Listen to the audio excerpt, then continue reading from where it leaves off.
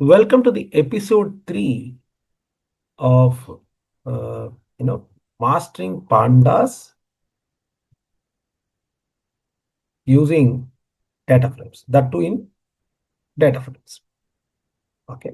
So this is let me okay. So this is what we are trying to see.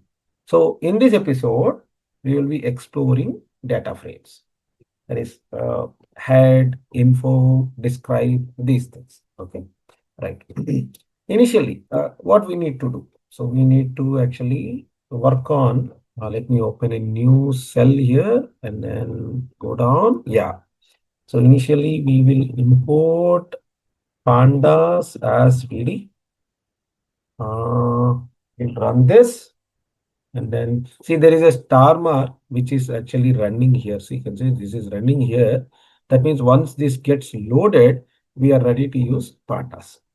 And then let me actually type my, yeah, see it is ready. So numpy as np. So I will run this numpy also. So numerical Python. So two things we have loaded. Our libraries are ready now. And then we'll be exploring how to utilize our exploring data frames. Now, obviously, we need to actually first of all upload or create a data frame. So in that particular portion, in what way we can create the data frame. So if I come here and to create a data frame from a CSV file, this is the path. So of course, this particular content, students.csv contains small amount of data. But we will look at having a large amount of data in our CSV file. So in that particular content, so if I go to my CSV files, there is a time series, there is a time series, something like this here, right? So if I open this particular time series COVID-19, and this is taken from the available in the internet, I've just checked it in the internet. So first of all, I need to know this path. So this is the path which I am having. I will be copying the path. So let me take this path, right? So this path,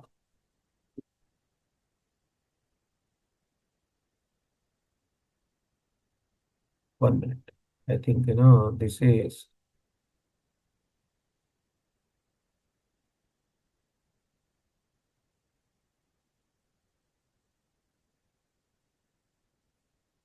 yeah. So this is the path. I've updated it. So let us come back to our particular position of this and then make it a like this, because this understand it like a string, we need to make it understand as a path. So I press the R. So I press the button, it is running. Now see, it has taken its shape. Now what is that? See, let me actually name it as df4, because in the previous episode I said I'm using these particular things, right? Now I say df4 and then type. So do we have the data? Now see, this is the data which is available in the what you call database CSV file. So this is this totally different type of data is available, in which you can see there are 3341 rows available in this particular data. Okay, so this is one set of uh, data, right? So next, let me go to our CSV files, and then I would like to take one more data, which is known as air quality data, and then again, I want the path of it, and then again, I want the path of it. I will go to this path, and then let me check the path. Yes, let me check the path. I'll go to this particular place. Now I create another cell. I want to create another data frame df5 is equal to pd dot read underscore csv r, and then I keep it like this. Okay, so this is df5. So I am creating two data frames. One is, one is a data time series data of COVID-19, that means number of deaths. This is all coming from the medical history. Now, this is air quality data. You can see there are three stations available. Station, date, station, three stations. One is Antwerp, and then Paris, and then London. So these are the three. In this, you have 1035 rows, right? So let us let us run with now. Now, what is that we want to explore? We want to explore three different functions of these particular data frames. That is head, and then we have something called tail, and then we have something called info, and then we have something called describe. Okay, describe. So these are the different things we will try to understand. Okay, let me actually take another cell. Now see, df dot, sorry, df5. Okay, we have df5, df dot head. That means it will give me the first 5 rows of the entire data frame. And if I say df dot tail, so df dot head, I need first 10 rows. It gives me first 10 rows. That means including 9, because it starts from 0. Now we have df dot tail, that means last 5 rows will be given. If I say df dot tail and then 10, let us work it out. Is also from the last, you are getting something. So df dot info, you get certain information. Now you can see information info. What is happening? There is a pandas.co.frame. Sorry, this is df5. So if I should I should say df5, right? It is not df, simply df. I should say df5. So df5. Let me actually again repeat the things. Df dot head, number one, df dot head. So this is df dot head, first 5 rows. df5 dot tail, last five rows, df5 dot info, and this is the about, df dot info. It is giving us, there is a df5 dot info.